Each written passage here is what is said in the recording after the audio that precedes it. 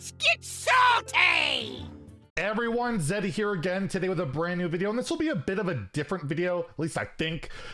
It's going to be more of a commentary on why I'm concerned about the overall direction of Blizzard as a company and how it concerns me about Hearthstone and how we've seen this trend actually starting with Hearthstone not that long ago. And there's a reason why I have our Battle Pass video as the background. Before we get into it though, I do want to remind you guys, tomorrow will be our 1000th upload to YouTube. 1000 videos in just over 2 years. I've been a busy guy. You guys are crazy for supporting this stuff. And we're just under 200 subs from our next 1000 sub milestone. So it'd be an incredible gift to me if you guys could get us to that number by tomorrow. But if not, it's insane the amount of subs we have and everything going on. I appreciate guys. And we'll have some fun announcements for tomorrow. Particular, I don't know if you saw in the background, we're gonna mention that Nova video that I promised a long time ago. So anyways, Blizzard Greed, hashtag Blizzard Greed. The first time I really saw that starting to trend was during the whole Battle Pass fiasco back in November of 2020 when they initially changed the reward system in Hearthstone. They basically took out the old reward system and replaced it with a worse one, even though they had promised a better one. You get more gold, if not better, was the quote they had used, and we got less, significantly less, and it took 2 major overhauls before we got there. We saw plenty of articles covering it. There's plenty of other YouTubers covering it. Plenty of personalities spoke up. I remember like Frodan, Dexter, Solemn. Can I get some F's for Solemn? I miss him. But a bunch of people spoke up. Social media was an outrage, and eventually we got not 1, but 2 major overhauls because they tried to pull another fast one. The first one wasn't quite there. We even had some prominent Blizzard people sticking up for it. Even to this day, I see it on Twitter where they stick up for it saying it wasn't that bad, we were overreacting. No, it took 2 major overhauls of the system, and even then, after that second overhaul where it got us to where we should be, where it should have been from day 1, they promised, I don't know if I'll try and get the quote, where they said this isn't going to be a static thing, they'll improve it as time goes on.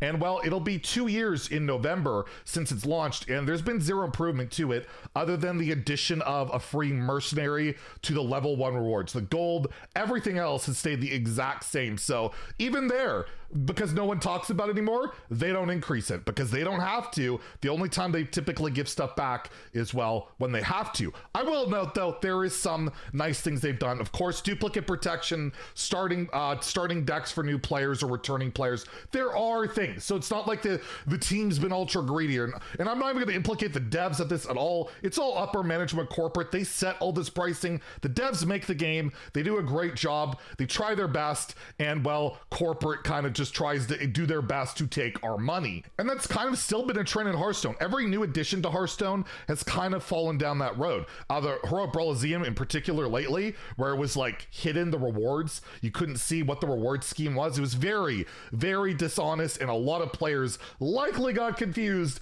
and spent 1,000 gold with the mini set literally coming that week, the next week. It was pretty awful. You can even look at Duels. When Duels launched, it was really expensive to try and get into the thing. If you wanted to pick a hero and get their hero power and all that, the requirements were insane. For all these kind of cards, you had to have a bunch of different cards from a bunch of collections.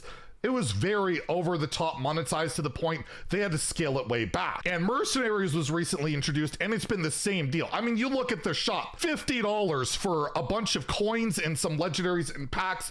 There's no excess coin usage still, almost a year after the mode is launched. There's no pity timer on the mode. It is egregiously priced. These bundles, there's basically no discount to them. It's insane how much money they try and extract with these modes, where it's not even generous. It's not even subtle. So those trends are scary, but if you take a look at what's going on in the Blizzard world right now, take a look at Diablo Immortal, just recently launched. Huge controversy. It is the talk of social media. It's been trending on Twitter for like days. It's been discovered just to max out a single character in Diablo Immortal, 1 character. It'll cost you $100,000. And if you were to try and do it free to play, it would literally take you years upon years of playing nonstop to get to that point, if you could ever get to that point. Pretty much every single IP Blizzard has released since that BlizzCon where Diablo Immortal was revealed has been nothing but greed. We talked about the Hearthstone stuff that has released since, other than Battlegrounds, which I still consider they feel like they made a mistake. They've been kicking themselves trying to monetize the crap out of that ever since, but hey, we got an awesome free mode in Battlegrounds. But Warcraft 3 was released. It was an absolute fiasco, horribly implemented and premium priced as always, and was a big black eye for the company. The Metacritic on that was awful. And their latest two IPs are both mobile based. What is Warcraft Arclight Rumble going to look like? That is Blizzard's next IP. It's like a Clash of Clans type of clone, or it's basically a clone of a mobile game you've seen 100 times before, but it feels like Blizzard isn't really about making the games as much anymore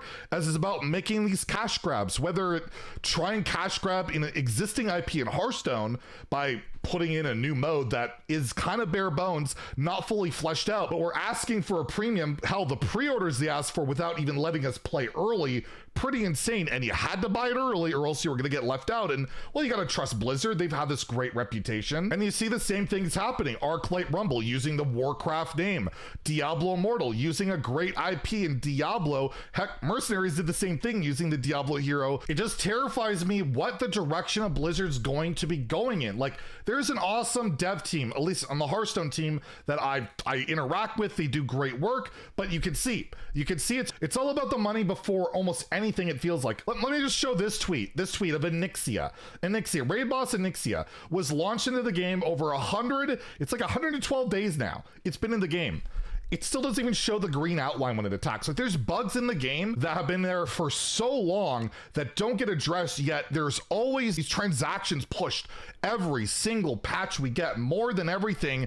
And it's apparent to me the devs want this stuff fixed. They want the game to run well, but the directive from up top is all about pushing every dollar, squeezing every dollar out of every IP now. It's out of every IP. This is a Blizzard problem. This isn't a Hearthstone problem, but Hearthstone's gonna pay the price. And it has me worried about what is this gonna look like in a couple of years. Are these executives gonna just take the game over? Are they gonna squeeze every dime? Because we've seen their attempts. We saw with the Battle Pass, we've seen with the Mercenaries, we see what they're trying to do, and I don't know how you combat it other than just not buying the product. And that's terrible, because then you're punishing the devs who work on this game, and a lot of us love Hearthstone, and that's why I keep buying everything. But at the same time, it's this horrible confliction. Like, I just don't know what to do at this point, where it's only getting worse. You can tell with by Diablo Immortal, I'm terrified of what this game's gonna look like when it launches, because it looks colorful, it looks pretty cool, the dev team seems really passionate and excited about it,